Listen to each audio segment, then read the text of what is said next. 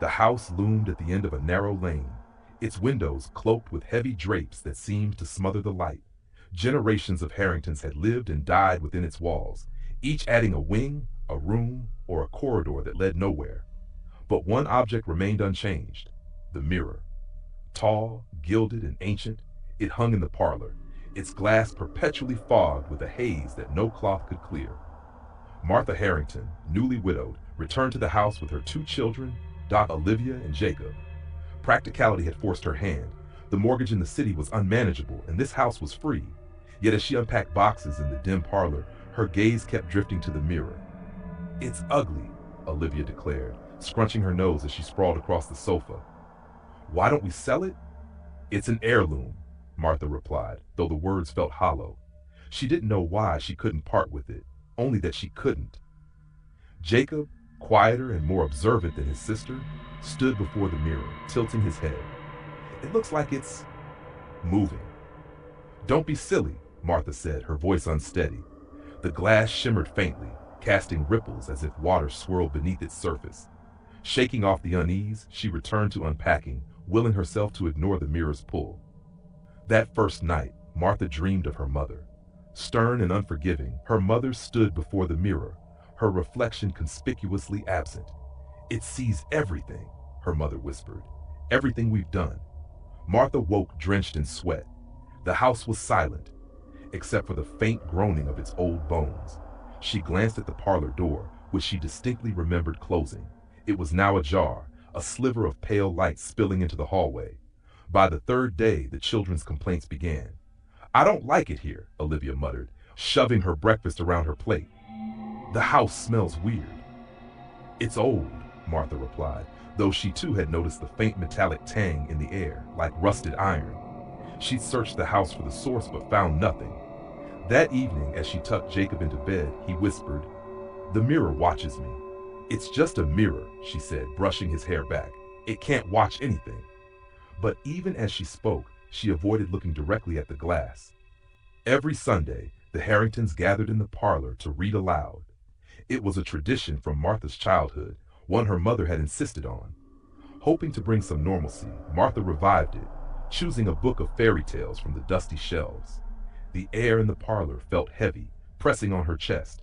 As she read, the mirror seemed to emit a faint hum, a sound too low to hear yet impossible to ignore. Olivia fidgeted while Jacob sat unnervingly still, his lips moving silently as if reciting words only he could hear.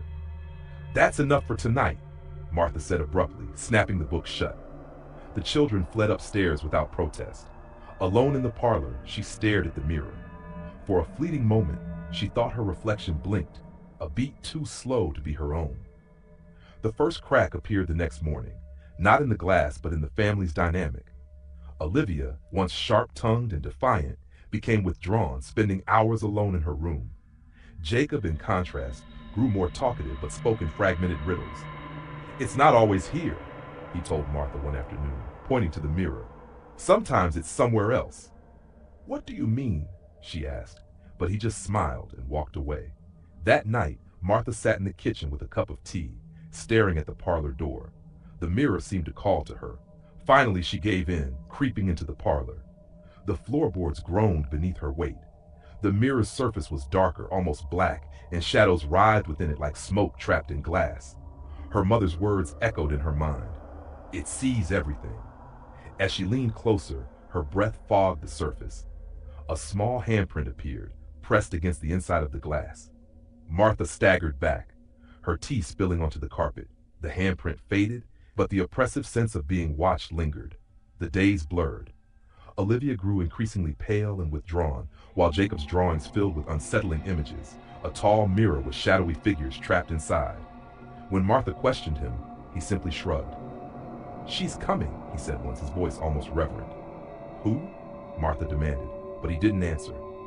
Late one night, Martha found Olivia standing in front of the mirror, her reflection distorted and blurred. "Olivia!" she cried, shaking her daughter. Olivia turned, her eyes vacant. "She wants to come out," Olivia whispered before collapsing into Martha's arms. Martha decided the mirror had to go. She covered it with a sheet and called an antique dealer, who reluctantly agreed to take it. But the next morning, The mirror was back on the wall, the sheet crumpled on the floor. "I don't know how it got there," Martha said, her voice trembling. The dealer refused to touch it, muttering about bad omens. That night, Martha dreamed of fire and screams. Her ancestors stood in a circle around the mirror, their faces twisted with guilt. Her mother pointed at the glass. "We're all in there," she said. "Every sin, every secret, it holds us." Martha woke to find the mirror's glass shattered. Relief washed over her until she noticed the shards reflected countless faces, none of them hers. Olivia and Jacob stood in the doorway, their expressions blank. "It's not broken," Jacob said softly. "It's free." The house groaned, the air growing colder. Martha felt a presence behind her, a whisper of breath on her neck. She turned slowly, but there was nothing there. Only the mirror, whole again, its surface waiting. A week later, the house was found empty. Neighbors reported faint laughter echoing at odd hours. When authorities entered, they found the mirror in the parlor, its glass pristine and clear. But if you looked closely, they said, you could see 3 figures standing behind the reflection, their faces pressed against the glass.